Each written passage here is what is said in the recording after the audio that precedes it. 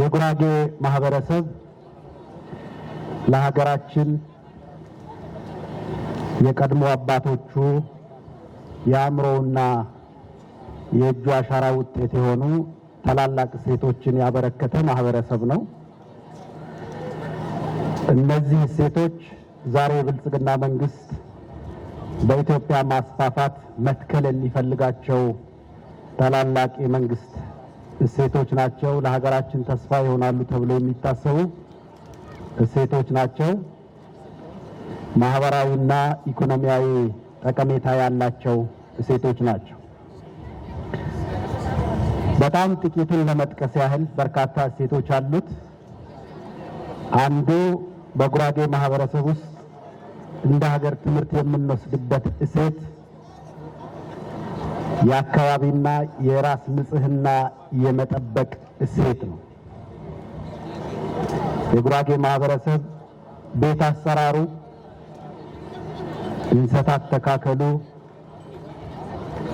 ማዕድ ቤት አያያዙ፣ የራስና የአካባቢ ንጽህና ዛሬ ኢትዮጵያ ጽዱ ኢትዮጵያን እንገንባ ተብሎ ንቅናቄ የሚደረግበት ነገር ግን በጉራጌ ውስጥ ትምህርት የሚወሰድበት እሴት።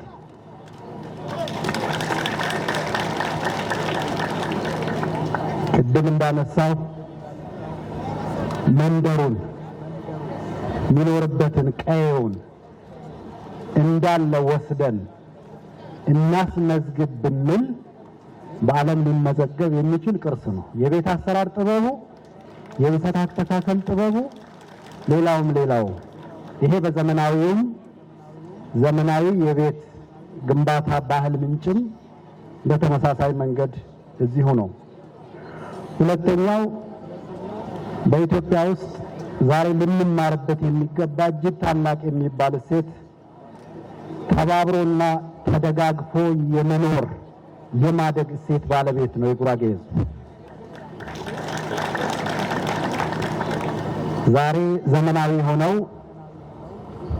አቅም አሰባስቦ ለማደግ ስርዓታዊ ሆነው የሚመጡ ጉዳዮች ከትናንት ጀምሮ ልምምዱ ነበረ። ለዚህ ሕዝብ እቁብ አደራጅቶ ብድር ፈንድ አድርጎ እጃተሩን አደራጅቶ ወደ ሙያ አሰማርቶ በኢትዮጵያ ውስጥ ያደገውም ለሚያድገው ዛሬ ባንኮች የሚያደርጉትን ቀድሞ የጉራጌ ማህበረሰብ እያደረገ ያለ ነው። ዛሬም የቀጠለ ነው። ይሄ ኢትዮጵያ ዛሬ ተባብረን ነው፣ ተደጋግፈን ነው፣ ከአንዱ አንዱ ብለን ነው የምናድገው የሚለው እሴት ምንጭ የጉራጌ ማህበረሰብ ስለመሆኑ ማጋነን አይሆንም። ይሄ ሀቅ ነው። ሌላው የጉራጌ ማህበረሰብ ህዝባዊ ኩነቶች ማካሄጃ ጥብቅ ስፍራዎችን አቆይቶ የማልማት ትልቅ እሴት አለው።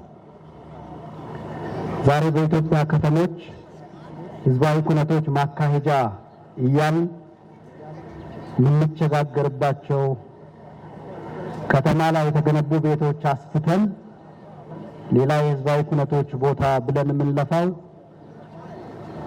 ወደ ጉራጌ ገጠሩ ለገባ ሰው ግን ትምህርት እየሰጠ ነው። ለዚህ አብነት ጆፎርን ማንሳት እንችላለን።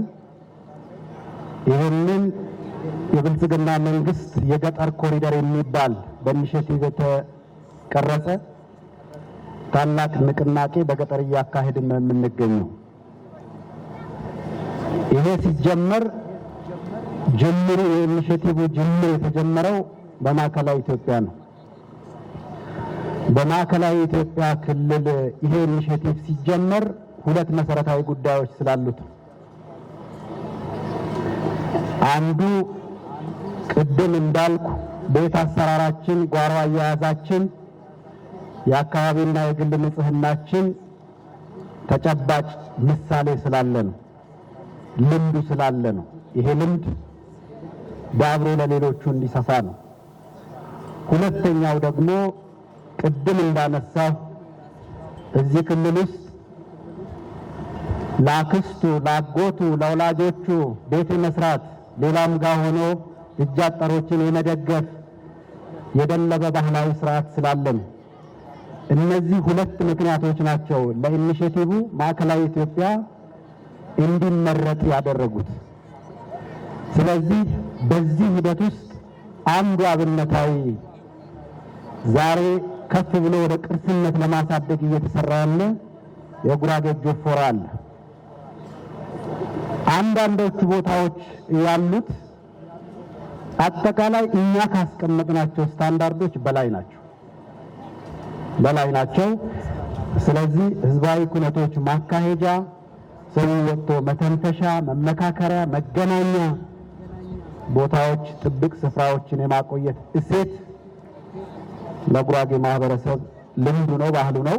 ዛሬ ግን ለሀገር እያካፈለ ለሀገር እየሰፋ ነው ያለው። ሌላው በዚህኛው ፕሮግራም ውስጥ አካል ሆኖ እያየን ያለነው ታላቁን ጀግናውን የማክበር የማውሳት እሴት አለው። ይሄን ላለፉት 4 ዓመታት እኛም በዚህ ፕሮግራም ውስጥ ተሳትፈን አይተናል። የማጀገን ታላቁን የማክበር የማላቅ ታላቅ እሴት አለው። ሰው ጀግና ሲያከብር ጀግናን ያበዛል። ታላቅ ሲያከብር ታላላቆችን ያፈራል። ይሄ ባህላዊ እሴት ከዚህኛው ከችግኝ ተከላ መርሃ ግብር ጋር አብሮ እየተካሄደ ነው ያለው። ይሄ ትልቅ ለሀገራችን ትምህርት ሊወሰድ የሚችል ባህላዊ እሴት ነው። አንዱ ቅድም እንዳልኩ ተጠናክሮ ማደግና ሰፍቶ መቀጠል አለበት። ይዘቱን እንደገና ሪኦርጋናይዝ እያደረገ ተጨማሪ ነገሮችን እያሰፋ ትልቅ ኩነት ሆኖ ከዚህ የበለጠ ኩነት መላ ኢትዮጵያውያንን ሊያሳትፍ የሚችል ኩነት አድርጎ ማውጣት ይቻላል። ስለዚህ ወደዛ ማሰብ በጣም ጥሩ ነው። ከዛ ውጪ ወደ ሌሎቹ የክልላችን ወንድምና እህት ህዝቦችን መስፋት አለበት። ስልጤ ላይ ጅምር ስራዎች አሉ። ይሄ ቅዱስ ተግባር ነው። በሁሉ ነገሩ ሲታይ ቅዱስ ነው።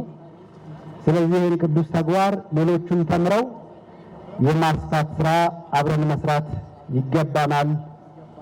ከሁሉ በፊት እነዚህን ታላላቅ እሴቶች ላቆዩ፣ ላፈለቁ፣ በእጃቸው ሰርተው ላዘለቁ የጉራጌ ታላላቅ አባቶች ምስጋና እንድታቀርቡልኝ ይፈልጋለሁ።